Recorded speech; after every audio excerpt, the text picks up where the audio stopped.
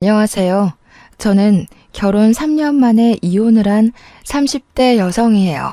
혹시 여러분은 사주나 운세 믿으시나요? 저는 한 번씩 운세를 보는데 볼 때마다 항상 초년 운세는 별로이지만 중년의 귀인을 만나 말년에는 대박이 난다고 하더라고요. 완전히 믿지는 않았지만 그래도 앞으로 나아진다니까 제발 사주처럼 귀인을 만나 내 인생이 대박이 나길 바라며 살았던 것 같아요. 사실 저는 이혼하기 전까지만 해도 정말 우울하고 힘들었거든요. 일단 우리 집 상황을 말씀드리자면 저의 부모님은 사이가 정말 좋지 않으셨어요. 두 분이 정말 하루가 멀다고 매일 싸우다가 제가 20살이 되던 해에 이혼하셨죠. 그리고 저는 엄마와 둘이서 살고 아빠는 이혼하고 얼마 되지 않아 재혼하시며 연락이 되지 않았어요. 저는 그 당시 공부하는 것을 좋아하지도 않았고 경제적으로 넉넉하지 못한 형편이라 그냥 대학을 포기하고 바로 회사에 입사했어요. 회사 생활은 힘들긴 해도 나름대로 보람도 있고 앉아서 공부만 하는 것보다는 재미있었던 것 같아요. 그렇게 재밌게 일을 하다가 회사 동료의 소개로 남편을 만났고 연애를 하고 결혼을 약속했어요. 결혼식 한 달 전 식당 주방에서 오랫동안 일하시던 엄마가 몸이 이상해서 병원에 가보니 폐암 말기라는 진단을 받으셨어요. 그리고 결혼식 2주 전에 엄마는 세상을 떠나셨어요. 그렇게 저는 엄마 없이 결혼식을 올렸답니다. 눈물의 결혼식을 마치고 허니문 베이비로 바로 아기를 가졌는데 제가 다니던 회사는 야근과 특근이 정말 많았어요. 출산 휴가도 고작 3개월이 다였고 무엇보다 워킹맘을 위한 복지가 거의 없었어요. 그래서 회사 여자 선배들은 결혼하고 임신을 함과 동시에 다들 회사를 관두더라고요. 저 역시 어쩔 수 없이 회사를 관두고 집에서 제 아이 지민이를 키우며 살고 있었어요. 시간이 흘러 아이가 2살이 되자 저는 어린이집에 지민이를 보내고 간단한 아르바이트라도 구해보려 했지만 시간이 애매해서 마땅한 일자리를 찾지 못하고 있었죠. 반면에 동서는 학교 다닐 때부터 공부도 잘했고 전교 회장도 몇 번 했다고 해요. 당연히 좋은 대학교에 대학원까지 나오고 복지가 엄청 좋은 회사에 입사하여 돈도 많이 벌고 있어요. 그래서인지 시댁에 다달이 용돈도 많이 드린다고 하더라고요. 게다가 어른들에게 말도 잘하고 싹싹해서 시댁 동네에선 최고의 며느리라는 소문이 자자해요. 무엇보다 친정도 부유하고 동서와 같은 동네에 살아서 아기가 아프거나 무슨 일이 생기면 언제든지 맡기고 출근을 할 수도 있어요. 제가 봐도 이렇게 동서가 잘났는데 시어머니는 저와 동서가 얼마나 비교되겠어요. 그래서 시어머니는 저와 동서를 항상 대놓고 차별했어요. 시댁에 일이 있어서 가면 동서에게는 일하고 왔으니 무조건 쉬라고 하시고 아이를 보며 집에 있는 제게는 너는 우리 아들 돈으로 놀고 먹으니 무조건 일하라고 하셨죠. 초겨울날이 되었어요. 저희 시댁은 날이 쌀쌀해지면 매년 김장을 하시는데 그때마다 최소 300포기씩 해요. 게다가 배추 농사도 하시니 남들은 절인 배추를 사서 김치를 담그지만 저희는 배추를 뽑고 절이고 헹구는 모든 과정을 다 직접 해왔어요. 우리 시댁은 김장 전에도 할 일이 정말 많아요. 처음에는 지민이가 너무 어리고 남편과 도련님과 동서는 출근해야 하니 아무도 도와줄 사람이 없어 시부모님 2분이 배추를 뽑고 절이고 헹구셨어요. 그런데 올해부터는 지민이가 어린이집에 가니 낮에 와서 일 좀 하라고 하시는 거예요. 저는 알겠다고 하고 시댁에 갔어요. 그렇게 3일 동안 시댁에서 하루는 배추를 뽑고 하루는 소금물에 절이고 하루는 전날에 절인 배추를 헹궜어요. 그리고 양념을 버무려야 하는 날이 되었죠. 저는 이미 3일 동안 안 하던 일을 했더니 온몸이 다 쑤시더라고요. 정말 땅에서 제 몸을 잡아당기는 느낌이라 도무지 일어나지 못하겠는 거예요. 남편도 처음에는 어서 가자고 하다가 제 상태를 보고는 그냥 혼자 가겠으니 집에서 쉬라고 하더라고요. 집에서 아이를 데리고 쉬고 있는데 시어머니한테 전화가 왔어요. 너는 그깟 배추 뽑고 절이고 헹구는 게 뭐가 그리 힘들다고 젊은 애가 몸살이 났어? 약 먹고 빨리 와. 지금 할 일이 태산인데 빨리 와서 일해. 제가 아프다고 말을 해도 오늘까지만 하면 된다며 참고 오라고 성하셨어요. 그러고는 10분마다 전화해서 계속 언제 오냐고 전화를 하시더라고요. 결국 저는 아픈 몸을 이끌고 지민이를 안고 시댁에 갔어요. 저는 솔직히 그때 시댁에 가면 김장할 준비가 되어 있고 동선애와 남편이 양념을 버무르고 있을 줄 알았거든요. 그런데 아직도 시댁 마당이 깔끔한 거예요. 왜 아직 시작도 안 했냐고 묻자 다들 저 오기만을 기다렸다며 그동안 밥 먹고 커피 마시고 TV 보고 놀고 있었대요. 심지어 동서는 회사에 일이 있다며 오지도 않았더라고요. 시어머니는 저를 보며 이제 일꾼이 왔으니 일을 시작하자고 하시더라고요. 남편과 도련님도 김장을 같이 하겠다고 고무장갑을 끼자 시어머니는 남자는 고무장갑을 끼는 것이 아니라며 낀 장갑을 벗기고 방으로 들여보내셨어요. 결국 저와 시어머니 둘이 김치를 버무르기 시작했죠. 그렇게 30분이나 지났으려나요? 원래 허리가 안 좋으신 시어머니가 갑자기 허리가 아프시다고 들어가서 누우시더라고요. 결국엔 저 혼자 그 많은 김장을 다 했어요. 김장이 어느 정도 끝나고 정리를 하려는데 그제야 동서가 회사가 이제 마쳤다며 오더라고요. 그런 동서가 얄미웠지만 그래도 회사에 다니니 어쩔 수 없겠지 하며 저의 짜증나는 마음이 보이지 않게 억지로 웃음을 지어 보였어요. 동서는 미안한 표정을 지으며 형님 혼자 고생 많으셨으니 뒷정리는 제가 하겠다고 하더라고요. 그러면서 팔을 걷어붙이자 시어머니는 여태 회사에서 일하고 왔는데 무슨 정리냐며 그냥 쉬다가 이따가 고기나 먹고 가라고 하시더라고요. 동서는 시어머니의 말씀에 씩 웃더라고요. 그러더니 제게 시어머니가 이리 말씀하시니 어쩔 수 없다며 그럼 고생마저 하시라고 하더라고요. 그러면서 저는 일하느라 힘들었으니 들어가 있겠다고 하더라고요. 그렇게 저를 약올리며 못 이기는 척 방에 들어가서 쉬더라고요.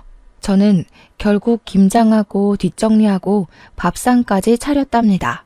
다 같이 밥을 다 먹어가는데 동서가 가방에서 봉투를 하나 꺼냈어요. 그러더니 시어머니께 봉투를 드리며 늦어서 죄송하다고 김장비니 편하게 받으시라고 하더라고요. 아이고 이런 거 줄 필요 없는데 일단 며느리 네가 준비를 했으니 고맙게 잘 쓰마. 아, 네가 좋아하는 갈비찜 많이 해놨으니 네가 다 챙겨가거라. 첫째 며느리는 갈비찜 별로 안 좋아하지? 어머니, 저도 갈비찜 좋아하죠. 그랬냐? 그런데 조금만 해서 일을 어쩐담? 그럼 너는 다음에 해주마. 너는 일하지 않으니까 평일에도 수시로 오잖아. 아유, 김장하니 피곤하네. 첫째 너는 이것 좀 치우고 있고 둘째는 잠깐 나 좀 보자꾸나. 시어머니는 밥을 다 드시고는 동서를 데리고 큰 방으로 들어가셨어요. 둘이서 뭐 하나 궁금해서 상 정리하는 척하며 몰래 큰 방 앞에서 하는 이야기를 들어보니 시어머니가 동서에게 선물을 해주시더라고요. 평소에 용돈도 많이 주고 또 때마다 현금도 줘서 고맙다고 하시며 백화점에 가서 옷 한 벌 샀다고 하더라고요. 그 모습을 보고 있자니 서운하더라고요. 어머니 옆에서 몇 날 며칠 동안 김장을 한 사람은 나인데 제게는 수고했다는 말 한마디 없으시고 뒤늦게 나타나 돈 봉투만 준 동서에게는 고맙다며 갈비찜에 옷까지 선물하시니 정말 너무하시네 싶더라고요. 저는 남편에게 내가 설거지 못하겠다고 그냥 집에 가겠다고 했어요. 남편은 오늘 많이 힘들었냐며 자기가 하겠다고 하더라고요. 남편이 그러면서 고무장갑을 끼는데 역시 미우나 고우나 내 남편밖에 없다는 생각이 들고 고맙더라고요. 그 순간 시어머니가 방에서 나오셨어요. 우리 민호가 왜 설거지를 해? 남자는 고무장갑을 끼면 절대 안 된다고 하지 않았니? 하지마. 너는 이깟 설거지 얼마나 된다고 그걸 꼭 굳이 네 남편에게 시켜야겠냐? 역시 친정이 없으니 이런 시댁에 대한 도리를 친정에서 배우지 못한 거겠지. 형님, 그깟 설거지 얼마나 한다고 그걸 아주버님한테 시키셨어요. 그냥 제가 할게요. 제가 얼마 있지도 않구만. 아가야, 너는 밖에서 일도 하고 와서 무슨 설거지니? 너는 하지 말아라. 집에서 우리 민호 돈으로 놀고 먹는 제가 해야지 안 그러니? 어머니, 동서는 오늘 아무것도 안 하고 밥만 먹었는데 설거지 하나 시키지 않는 게 말이 돼요? 왜 저만 이래요? 저는 너무 화가 나서 더 따져 묻고 싶었지만 그 순간 지민이가 나와 엄마랑 할머니랑 싸우냐고 묻더라고요. 아무리 그래도 지민이 앞에서 어른에게 큰 소리 내는 모습을 보이는 것은 아닌 것 같아 더는 이야기하지 않고 혼자 설거지했네요. 설거지까지 마무리 짓고 집에 와서 남편에게 솔직히 시어머니 동서와 나를 너무 차별하시는 거 아니냐고 했어요. 그러자 남편은 동서가 놀다 온 것도 아니고 일하고 왔는데 그냥 윗사람으로서 이해해주라며 저는 평일에 지민이를 보내놓고 쉴 수 있는데 동서는 평일에도 쉬지 못하고 일해야 하는데 힘들지 않겠냐고 하더라고요. 그러면서 이러한 상황들을 도련님이나 동서에게 대놓고 이야기하면 사이만 틀어진다고 그냥 제가 조금 더 고생하라고 얘기하더라고요. 남편 말을 들으니 저는 더 화가 나더라고요. 저는 남편에게 저의 솔직한 심정을 이야기했어요. 여보 말대로 나는 평일에 지민이를 보내고 쉬면 되기 때문에 시댁에서 일을 좀 더 할 수 있고 여기에 대해서는 나도 큰 불만은 없어. 그런데 시어머니며 동서며 도련님까지 모두 다 당연히 내가 나만 시댁의 모든 일을 해야 하는 사람처럼 인식하는 것이 기분이 나빠. 나는 여보랑 행복하게 살려고 결혼을 했지 당신 가족의 일꾼이 되기 위해 결혼한 게 아니란 말이야. 저의 이야기에 남편도 잠시 생각을 해보더니 제 마음을 이해하겠다며 앞으로는 절대 이런 일 없을 것이고 이러지 않도록 중간에서 잘하겠다고 하더라고요. 저는 그런 남편을 철석같이 믿었어요. 그 뒤로 시어머니가 몇 번 일이 있다고 부르셨지만 적당히 핑계대며 가지 않고 시댁과 거리를 유지한 채 나름 평화롭게 살았어요. 한 해가 지나 설이 되었어요. 시어머니는 설 전에 명절 음식을 장만해야 하니 장보러 나오라고 하시더라고요. 장보러 가는데 시간이 얼마나 걸리겠어 하고 가벼운 마음으로 나갔지만 한 짐 들고 집에 와서 정리하고 재료까지 손질하니 어느새 하루가 다 지나더라고요. 그리고 연휴 첫날 동서는 회사에 급한 일이 생겼다며 또 늦게 온다고 하더라고요. 남편은 전날 오랜만에 친구들을 만나 밤 늦게까지 술을 마셔서 술병이 났어요. 어쩔 수 없이 저와 시어머니 둘이서 음식 장만을 시작했는데 조금 하더니 시어머니는 또 허리가 아프시다고 누우시는 거예요. 그래서 저 혼자 전을 다 부치고 정리까지 끝내고 이제 허리 좀 펴보려는데 동서가 늦어서 죄송하다며 오더라고요. 아이고 우리 둘째 며느리 일하느라 힘들지? 밥도 아직 못 먹었겠네. 어서 밥 먹자. 첫째 너는 정리 다 했으니 어서 밥 차려라. 어머니, 저 여태 전부치고 정리하느라 허리를 이제야 펴네요. 지금 다리에 쥐도나고 해서 민호 씨한테 이야기할게요. 여보, 들었지? 일하는 동서 배고프다니까 상 좀 차려줘. 이거 아주 큰일 날 소리를 하는구나. 너는 있는 반찬 꺼내서 상 차리는 게 뭐가 그리 힘들다고 그러니? 민호 돈으로 놀고 먹는 애가 너도 꼭 일하는 사람한테 상을 차리게 하고 싶냐? 엄마, 지희 집에서 안 놀아. 낮에 우리 지민이 어린이집 가면 집안일하고 음식하고 얼마나 바쁜데. 저녁에는 또 지민이 돌봐야지. 그러니까 지희한테 놀고 먹는 사람이라면 뭐라고 하지 마. 집에서 자기 아이 보는 게 무슨 일이니? 집안일하는 게 일이야? 됐다. 그냥 내가 상 차리마. 허리 아파서 허리 복대를 착용하신 시어머니가 상을 펴시고 반찬을 들고 왔다 갔다 하시는데 그 모습을 보자니 마음 편히 앉아있을 수가 없겠더라고요. 그래서 결국 저도 시어머니를 도와 상을 차렸어요. 그런데 시어머니가 밥을 푸시는데 남편과 동서, 도련님에게는 따뜻한 밥을 주시고 제게는 먹다 남은 차가운 밥을 주시는 거예요. 그래서 남편에게 내 밥은 차다고 이야기를 하니 자기가 찬밥을 먹겠다고 제 밥과 자신의 밥을 바꾸더라고요. 바깥이라는 민호에게 찬밥을 왜 주니?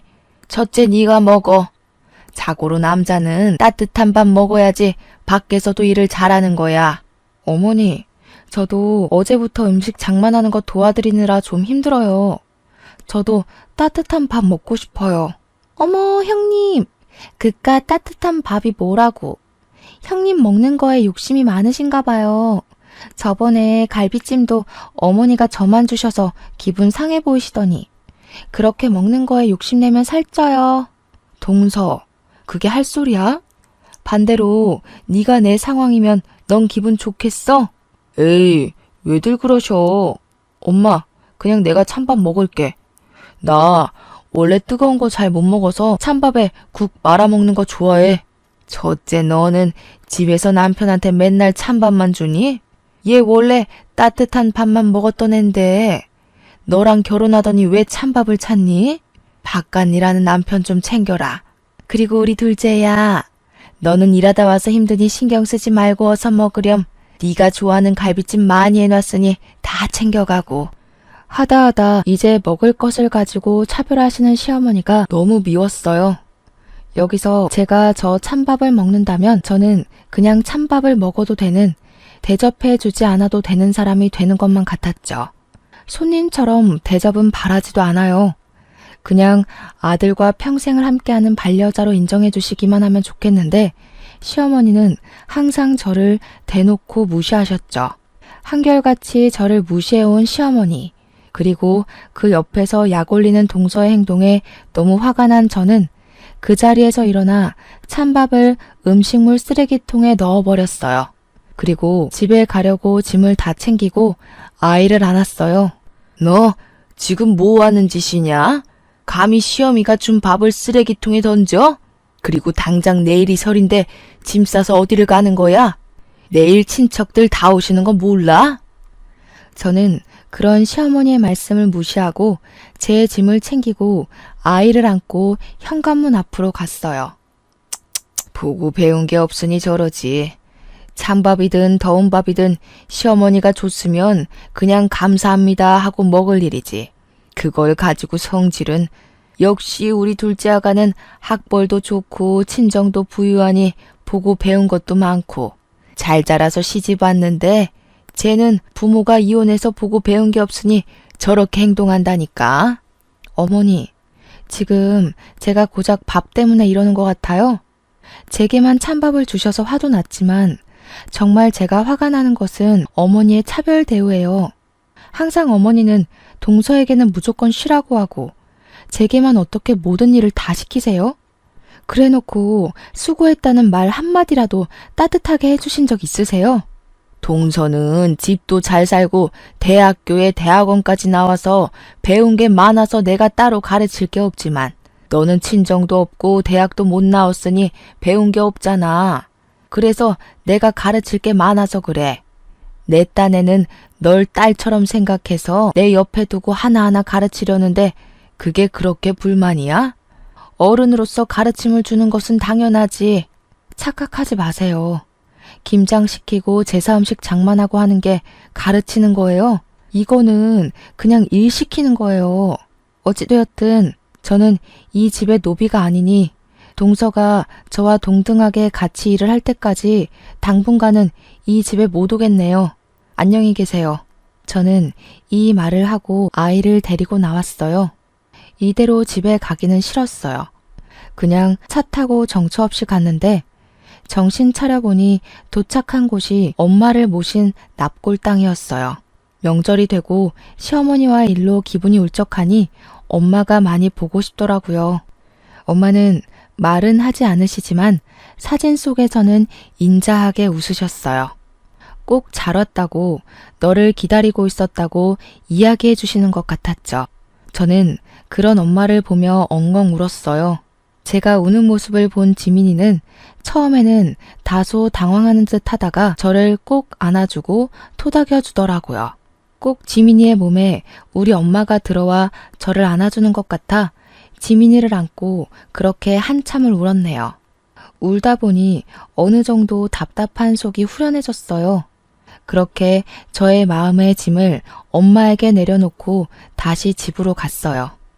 저는 제가 그렇게 시댁에서 나와서 남편이 집에 와 있을 줄 알았어요. 그런데 집은 텅 비어 있더라고요. 남편은 명절 당일에도 오지도 않고 연락도 없었어요. 연휴 마지막 날 밤늦게서야 집에 들어오더라고요. 저를 보자마자 한다는 이야기가 너는 꼭 그 자리에서 그렇게까지 해야겠냐고 하더라고요. 나는 너네 집 노비냐? 김장할 때도 너나 시어머니는 나에게만 그 많은 일을 다 시켰어. 요새 같은 시대에 어느 집에서 배추 300포기를 담가? 그것도 며느리 혼자 말이야. 음식 장만도 나 혼자 다 했지. 그리고 내가 그렇게 하는 동안 너고 네 동생이고 날 도와준 적 있어? 그저 어머니가 뭐라고 하셨으니까 어쩔 수 없다며 뒤로 빠지긴 하고. 나 이제 더는 못 참아. 이제 시댁에 안 가. 쉬지도 않고 따발총처럼 이야기하는 저의 모습을 본 남편은 고개를 저으며 방문을 쾅 닫고 들어갔어요. 저는 정말 다시는 시댁에 가지 않을 것이라 다짐했죠. 그런데 얼마 뒤 시어머니의 허리가 많이 안 좋아지셔서 허리 수술을 해야 하는 상황이 되었어요. 아무리 미운 시어머니지만 그래도 같이 사는 남편의 엄마라서 걱정이 되더라고요. 그래서 다시는 시댁에 가지 않을 것이라는 다짐은 일단 뒤로 한 채 병문안을 갔어요. 다행히 수술은 잘 되긴 했지만 당분간은 절대 안정을 취해야 하니 단순히 걷는 것 이외에는 아무것도 해서는 안 되는 상황이었어요. 그래서 저는 아침에 지민이를 어린이집에 보내놓고 식사 준비며 시댁의 모든 집안일을 도와드리기로 했어요. 시어머니가 밉긴 했지만 그래도 가족이기도 하고 동서나 남편은 회사에 가야 하니 저밖에 할 사람이 없으니까요. 어머니는 제가 시댁에 오자 정말 작정을 한 사람처럼 모든 일을 다 시키셨어요. 때에 맞춰 식사 준비, 화장실 청소, 집안 대청소는 당연하고 설치하고 한 번도 닦지 않은 것처럼 기름때가 찐득찐득한 가스레인지 후드 청소, 냉장고 정리, 부엌 서랍 정리 등 모든 일을 다 시키셨어요. 시키시고 그냥 가만히 계시면 좋을 텐데 꼭 시키시고는 옆에 쫓아다니시며 이거는 이랬네 저랬네 하시며 잔소리를 하셨어요. 그뿐만이 아니라 시키신 일 중에 뭐 하나라도 제대로 되지 않으면 너는 이깟 집안일 하나 제대로 못하냐며 엄청나게 구박하셨어요. 그러면서 말끝마다 역시 친정이 못 사니 대학도 못 가고 배운 게 없어서 저런다며 저러니 애가 시간이 있어도 알바를 구하지 못한다며 또 뭐라고 하시더라고요. 이렇게 잔소리와 구박을 들으며 첫째 날이 흘렀어요. 다음 날, 전날 때 빼고 광내서 청소를 싹 했으니 오늘은 그냥 식사만 차려드리면 되겠다 싶어 갔는데 이번에는 제가 결혼하고 나서 한 번도 정리하지 않았던 창고를 정리해야 한다며 창고 정리를 시키시는 거예요. 창고를 정리하는데도 옆에 서서 잔소리하시고 구박하시고 제가 말을 잘 못 알아들으면 욕까지 하시는데 정말 아무리 허리가 아프신 시어머니라 해도 못 참겠더라고요. 그래서 그날은 퇴근하고 온 남편을 붙잡고 시어머니가 이렇게까지 청소를 시키시며 구박에 막말에 욕설까지 하셨다고 했어요. 그랬더니 남편은 제 말을 믿지 못하겠으니 녹음을 해놓으라고 하더라고요. 그래서 다음날 저는 핸드폰 녹음기를 켜고 시댁에 갔어요. 너 왜 이렇게 늦게 와? 아프고 늙은 시모 굶겨 죽일 참이야? 나쁜 년. 그리고 옷은 그 청바지가 뭐냐? 청바지 입고 어떻게 일할 거야? 너네 엄마는 시댁에 어떤 옷을 입고 가야 하는지 그런 것도 안 가르치고 죽었다니? 도대체가 내가 어디부터 어디까지 너한테 알려줘야 하는 거야? 일단 밥이나 차려. 밥 차리고 오늘은 저온 창고 싹 다 정리해라. 시어머니는 저를 보자마자 왜 이리 늦게 왔냐고 하시며 돌아가신 엄마까지 들먹이시며 뭐라고 하시는데 정말 화가 났지만 녹음 중이라 참았어요. 밥을 다 드시고 나서는 설거지를 하라고 하시고 설거지하는데도 옆에 딱 붙으셔서 주방 세제를 너무 많이 쓴다고 뭐라고 하시고 따뜻한 물로 하면 보일러세 많이 나온다고 찬물로 하라고 하시고 손이 느려서 굼뜨다고 뭐라고 하시더라고요. 그러고서는 저에게 음식들이 저장된 저온 창고를 정리하라고 하셨어요. 그곳에는 정말 언제 넣어놨는지도 모르는 음식들이 가득했고 곰팡이 핀 음식들도 있었어요. 저는 모든 음식을 다 꺼내서 하나씩 확인하며 먹을 수 있는 음식은 다시 넣고 먹지 못하는 음식은 버렸어요.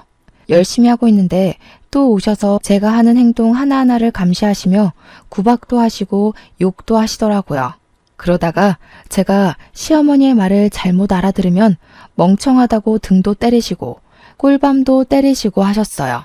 중간중간에 그냥 가버리고 싶었지만 일단은 참고 녹음을 다 완료한 후에 고무장갑을 던지고 아무 말 없이 그냥 집에 왔어요. 집에 와서 온종일 녹음한 내용을 남편에게 들려주었어요. 제가 인격 모독을 당하고 욕을 듣고 딱 하고 맞는 소리가 들리는데도 남편은 몸이 좋지 않으셔서 예민해져서 그런 거고 힘없는 우리 어머니가 때려봤자 얼마나 아프겠냐고 그냥 넓은 마음으로 참아달라고 하더라고요. 저는 그런 이야기를 하는 남편에게 역시 가지는 개편이라며 세상에 믿을 만한 인간 하나도 없다고 하고 방에 들어갔네요. 다음 날 3일 연속 시댁에서 일했더니 온몸이 다 아프더라고요. 지민이를 어린이집에 보내놓고 쉬고 있는데 모르는 번호로 전화가 왔어요. 받아보니 옛날에 이혼해서 연락이 끊겼던 아빠였어요. 한때는 저와 엄마는 이렇게 힘든데 아빠는 재혼했다는 소식을 듣고 미웠지만 그래도 거의 20년 만에 내 가족에게 연락이 오니 반갑고 뭔가 든든한 내 편이 생긴 것 같은 기분에 반가워서 갑자기 눈물이 나오더라고요. 그렇게 울며 서로의 근황을 물었어요. 아빠는 조그맣게 회사를 차리셔서 사장으로 있다고 하셨어요. 그런데 엄마도 돌아가셨는데 제 번호를 어떻게 알았는지 물어보니 시아버지를 통해서 알게 되었다고 하시더라고요. 저는 아빠에게 시아버지랑 어떻게 연락을 했냐고 두 분이 아는 사이냐고 물었죠. 알고 보니 아빠가 10년 정도 전에 길을 가다가 뇌출혈로 쓰러진 적이 있었는데 그때 시아버지가 빨리 아빠를 발견해서 사실 수 있었다고 해요. 그 후 몸을 회복하신 아빠와 시아버지가 연락을 주고받고 지내셨대요. 그러면서 서로가 무슨 일을 하는지도 자연스레 알게 되셨는데 그 당시 시아버지는 사업이 잘 되지 않아서 회사가 거의 망하기 직전이었고 아빠는 동종업계에서 사업이 잘 돼서 돈도 많았고 좋은 거래처도 많이 알고 있었어요. 그래서 아빠가 자신의 목숨을 구한 은인이시라며 시아버지를 여러모로 많이 도와주셨다고 해요. 그때 인연이 지금까지 연결되어 지금은 호영호재하면서 지내는 사이라고 하더라고요. 얼마 전에는 두 분이 만나 술을 한 잔 드셨대요. 술에 취하신 시아버지가 첫째 며느리 이야기를 하셨는데 나는 첫째 며느리가 너무 예쁜데 자기 마누라는 부모님이 이혼하고 엄마는 돌아가시고 아빠는 재혼해서 연락도 안 되니 마땅한 친정이 없다며 시집살이를 그렇게 시킨다고 하셨대요. 도와주고 싶어도 자신은 회사에 나와봐야 하니 딱히 도울 수도 없고 그저 마누라한테 그렇게까지 미워하지 말라고 말하는 것이 전부인 이 상황이 답답하다면서요.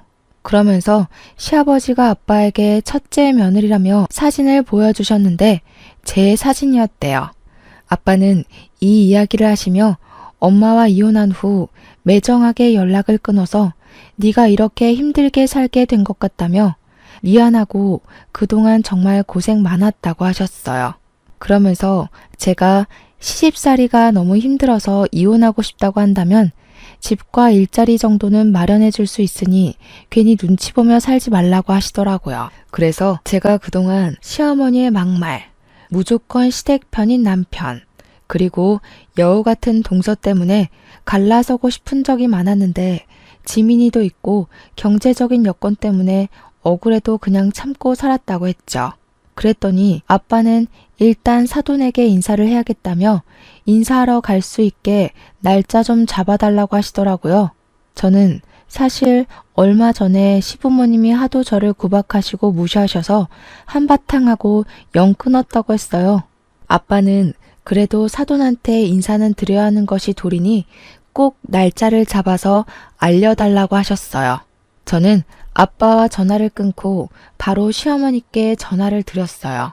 그리고 저희 친정 아빠가 연락됐는데 시부모님께 인사를 드리고 싶어 하시니 시간 될 때 알려달라고 했어요. 시어머니는 축하한다는 말은커녕 아빠가 뭐하고 사시는지부터 궁금해 하시더라고요. 그래서 아빠에게 들은 대로 그냥 조그마하게 회사를 운영하고 있다고 했죠. 그랬더니 시어머니는 요새 사업하다가 망하는 사람들이 많다던데 괜히 너네 아빠랑 인제 와서 연락돼서 우리 민호가 번 돈이 다 거기로 흘러가지는 않을까 모르겠다며 어쨌든 주말에 시간 비워둘 테니 오라고 하라고 하시곤 끊으셨어요. 애초에 시어머니의 축하는 바라지도 않았지만 그래도 어머니의 날이 선 말투에 기분이 좋지는 않더라고요. 그리고 약속한 날 저는 거의 20년 만에 아빠를 만났어요. 제 기억 속의 아빠는 주름살이 하나 없고 머리숱도 많았는데 그날 본 아빠는 주름살도 자글자글하고 머리카락도 거의 없으셨어요. 저는 변해버린 아빠의 모습이 반갑기도 하고 그런 아빠의 손을 오랜만에 잡고 함께 시댁으로 향했어요. 시댁에는 동선의 부부도 있었어요. 아빠는 준비하신 과일 바구니를 건네시며 지희의 아빠 되는 사람이라고 하며 허리를 90도로 굽혀 인사하시더라고요. 시어머니는 그런 아빠를 보면서 떨떠름한 표정을 지으셨어요. 내가 허리가 아파서 음식을 하나도 못했고 둘째 며느리는 회사 다니느라 바빠서 주말에는 아무것도 못해요. 그래서 음식장만도 하지 못해서 음료수도 사둔 게 없네요. 그냥 맹물이나 한 잔 드세요. 저는 솔직히 상다리 휘어지게는 아니더라도 명색이 첫인사인데 간단한 다과라도 준비해 주실 줄 알았거든요. 그런데 이렇게 주스 한 잔도 없이 맹물만 주시는 시어머니 모습에 정말 온갖 정이 다 떨어지더라고요. 인제 와서 하는 얘긴데 첫째 며느리가 친정도 없고 본 적도 없이 자라온 애라서 가르치느라 너무 힘들었어요. 우리 둘째 아가는 친정도 부유하고 학벌도 좋아서 가르칠 것이 하나도 없는데 말이죠. 그래도 첫째 며느리를 딸처럼 생각해서 많이 가르쳤네요. 네, 딸처럼 생각해 주셨다니 감사하네요. 말씀대로 그동안 제 딸이 잘못 배웠으니 이제라도 제가 하나씩 가르치려고 합니다. 일단 돈 관리하는 것부터 가르쳐야 할 것 같아서 딸에게 건물 하나 주려고요. 건물이요? 얼마짜린데요? 거기 시세가 한 25억은 되거든요. 그 건물에 상가가 다 들어서 있고 안정적으로 장사를 하고 있으니 월세를 꼬박 받으면 한 달에 400만 원은 벌 수 있을 것 같더라고요. 회사도 안 다니는데 집에서 놀고 먹으면서요. 뭐요? 400만 원? 시어머니도 놀랐지만 저도 깜짝 놀랐어요. 순식간에 저는 조물주보다 높다는 건물주가 되어 매달 한 달 월급만큼의 돈을 받게 된다는데 이게 쉽게 믿어질 리가 없잖아요. 아빠는 그런 저의 손을 잡고 씩 웃으셨어요. 시어머니는 도대체 뭐를 하시길래 그런 건물이 있냐면서 명함이라도 있으면 달라고 하셨어요. 아빠가 명함을 건네자 시어머니는 아빠의 명함을 받고는 요즘 사업이 잘 안 되냐며 은근히 비꼬는 말투로 말씀하셨죠. 옆에 있던 동서도 형님 아버지신데 어느 회사 대표님이신지 궁금하다며 본인에게도 명함을 달라고 했어요. 그런데 동서가 건네받은 아빠의 명함을 보고 깜짝 놀라하는 거예요. 어머니, 여기는 시아버지 회사보다 규모가 더 큰 회사네요? 꽤 큰 회사인데 여기 대표님이시라고요? 저희 팀장님이 여기 회사 대표님의 조카라고 하시던데. 아, 지은이가 여기 둘째 며느님의 직장 상사인지는 몰랐네요. 또 이렇게 인연이 해결되네요. 시어머니는 그렇게 좋은 회사의 대표가 첫째 며느리의 아빠였냐며 재차 확인하시고는 다시 한번 놀라셨어요. 아빠는 그런 시어머니에게 당당하게 제가 이 회사의 대표라고 하시며 일단 오늘은 일이 없으니 가봐야 할 것 같다고 하시고는 자리에서 일어나셨어요. 저는 아빠를 보내드리고 다시 시댁으로 왔어요. 어느덧 저녁 6시. 저녁을 먹을 시간이더라고요. 어머니, 벌써 저녁 6시인데 저녁 식사하셔야죠. 형님, 가서 식사 준비 좀 해주세요. 저는 아시다시피 일하느라 피곤해서요. 동서는 아주 당연하다는 듯이 제게 저녁 식사를 시키더라고요. 그 소리를 들은 시어머니가 깜짝 놀라 동서에게 다가왔어요. 예, 오늘은 네가 준비해라. 쟤도 오늘 오랜만에 아빠 만났으니 얼마나 정신적으로 힘들었겠니? 저는 그래도 회사에서 일하는데 오늘 하루는 푹 쉬어야죠. 형님은 집에서 노시는데? 쉬긴 뭘 쉬니? 젊어서 고생은 사서도 한다고 했다. 네가 밥 차리고 첫째 아가는 잠깐 나 좀 보자. 할 말이 있다. 시어머니는 저를 부르실 때 야 아니면 첫째 너라고 하셨어요.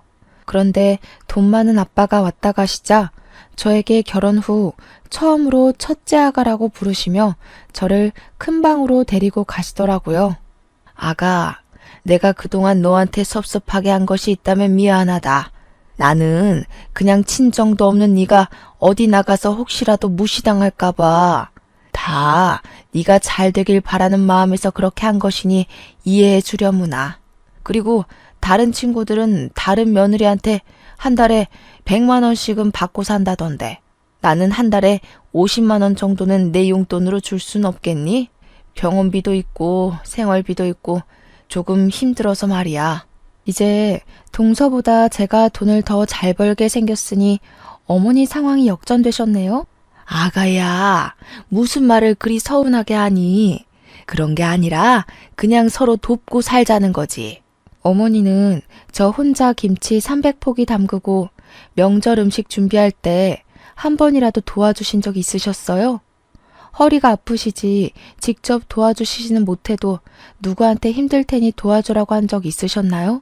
그러기는커녕 아무 일 못하게 하시고 저 혼자만 일 다 시켜놓고는 인제 와서 서로 돕고 도와주는 척 하시는 건가요?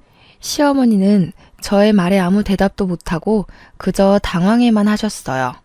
어머니, 저는 어머니의 말씀대로 본 것도 없이 자라서 서로 도우며 사는 거 뭔지 잘 모르겠네요. 저는 이 말을 남기고 거실로 나갔어요. 부엌에 가보니 동서는 입술이 삐죽 나와서 저녁 준비를 하고 있더라고요. 저는 그동안 얄밉게 말하는 동서에게도 한마디 했어요. 동서, 아직도 그것밖에 못 차렸어? 빨리빨리 움직여. 이러다가 내일 밥 먹겠어. 하긴 뭐 네가 회사를 한답시고 집안일을 해봤어야 알지. 형님, 지금 돈 많은 아빠 있다고 유세 떠는 거예요? 너도 그동안 회사 다녀서 돈 번다고 유세 부렸는데 나는 그러면 안 된다니? 그리고 어머니, 용돈은요? 용돈은 학벌 좋고 친정도 부유한 동서한테 받으세요. 전 이혼하겠습니다. 더는 이 집에 노비처럼 못 살겠어요. 노비라니. 나는 너를 맹세코 단 한 번도 그리 생각한 적 없다. 정말 딸처럼 생각했어. 딸처럼 생각하셔서 찬밥 주시고 먹는 거로 차별하시고 맨날 저에게만 그렇게 일을 시키셨어요. 무슨 말이 안 되는 소리를 하셔야죠. 저희 갈라서겠습니다. 여보, 왜 그래? 그게 무슨 소리야? 이혼이라니. 우리 다시 잘해보자. 이제 장인어른도 계시고 혼자 어디를 가려고. 장인어른? 너 이제 이혼해서 마누라도 없는데 네가 장인어른이 어딨니? 그리고 내가 우리 아이 챙겨서 갈 거야. 나갈 때 있으니까 내 걱정은 말고. 저는 그렇게 지민이를 안고 그 집을 나왔어요. 남편과 시어머니는 갑작스러운 저의 이혼 선언에 황당해하며 저를 붙잡았지만 이미 마음이 확고해진 저는 미련 없이 그 집을 떠났어요. 그리고 아빠가 마련해 주신 새로운 보금자리로 갔어요. 다음 날 저는 근처 신경정신과에서 시댁의 스트레스로 인해 정신적인 피해를 보았다는 처방전을 끊었어요. 그리고 이혼 서류를 작성해서 처방전과 함께 시댁에 퀵으로 보냈죠. 잠시 후 시어머니한테 전화가 오더라고요. 무슨 이혼 서류야? 정말 이혼할 거야? 네, 어머니. 저 이제 그 집에서 더는 노비 생활 못해요. 이혼하겠어요. 이제 둘째한테도 일 시키고 할게. 우리 아들들한테도 일 시킬게. 그러니까 제발 마음 풀고 같이 살자. 저 지민이는 혼자 어떻게 키우려고 그래. 제 걱정하는 척 하지 마세요. 제가 알아서 아주 멋지게 잘 키울 거예요. 어머니가 이렇게 부탁하셔도 저는 이미 마음 정했고 이혼할 겁니다, 반드시. 그깟 일 조금 시켰다고 이혼이 어디 쉽게 될 것 같아? 어머니 허리 아프셨을 때 막말하셨던 거 제가 다 녹음했고요. 지금 병원에서 시댁 스트레스로 인해 정신적으로 피해받았다는 내용의 처방전까지 받았어요. 그리고 아빠 회사에 법무팀 팀장님과 친한 변호사가 이혼 소송 전문 변호사래요. 그래서 이혼해주지 않으시면 그곳에서 이혼 소송 진행하려고요. 시어머니는 저의 확고한 대답에 살아생전 너같이 독한 년은 처음이라며 온갖 욕설을 퍼붓고는 끊으셨어요. 이어서 남편에게도 전화가 오더라고요. 네가 원한다면 나 우리 가족과 영 끊고 살게. 그러니 제발 이혼은 하지 말자. 같이 살자. 너 내가 그렇게 시댁에서 호되게 당할 때 너는 항상 너네 엄마 도련님 동서 편만 들었어. 그런 네가 잘도 그러겠다. 됐고 이제 이혼이야. 차마 행복하게 잘 살라는 말은 못 해주겠다. 이혼 서류 잘 작성해서 내일 법원 앞으로 와라. 안 오면 소송할 거야. 저는 이렇게 남편과 이혼을 했어요. 이혼 후 저는 지민이와 함께 살며 아빠의 회사에 취직했어요. 아빠의 회사는 원래 블라인드 면접으로 사람을 채용하는 곳이라 제 학벌이 낮아도 전혀 문제가 되지 않았어요. 게다가 회사의 복지가 정말 좋아서 사내 어린이집이 정말 잘 되어 있더라고요. 제가 퇴근할 때까지 마음 놓고 지민이를 맡길 수가 있었죠. 저는 지금도 충분히 행복했고 아빠라는 존재가 있는 것 자체만으로도 너무 감사했어요. 그래도 아빠는 유일한 핏줄인 제게 회사를 물려주고 싶다면서 공부를 하라고 하시더라고요. 아빠의 강권에 다시 공부도 시작했어요. 워낙 공부에 재능이 없던 저이지만 그동안 학벌이 낮다고 무시하던 전 시모의 얼굴을 생각하며 내가 꼭 잘 돼서 복수한다는 마음으로 눈에 불을 켜고 공부하고 있네요. 결혼 후 제게 전혀 도움이 되지 않는 사람이라 여겼는데 이렇게 제게 도움을 주기는 하네요. 이렇게 저는 아빠의 회사에 다니며 일도 하고 공부도 하고 지민이도 잘 키우면서 행복하고 바쁘게 살아가고 있네요. 그리고 최근에 아빠의 조카 제게는 사촌 언니를 만났어요. 이 사촌 언니가 이전에 동서가 말했던 회사의 팀장님이시더라고요. 그런데 동서가 회사에서도 그렇게 여우짓을 하고 사람들 사이에서 이간질했대요. 그리고 명절 전날과 같이 시댁에 가야 하는 날만 되면 회사에서 아무도 요구하지 않는데도 스스로 야근에 특근하며 늦게 갔다고 하더라고요. 안 그래도 사촌 언니가 얄밉다고 생각하며 뭐 하나 건수만 생기면 가만 안 둔다고 벼르고 있었는데 제 소식 다 듣고 엄청나게 갈궜대요. 그래서 지금은 회사에 사표 내고 백수가 되었네요. 그리고 예전에 저처럼 맨날 시댁에 불려가서 일한다고 하더라고요. 그 소식을 들으니 얼마나 통쾌하던지요.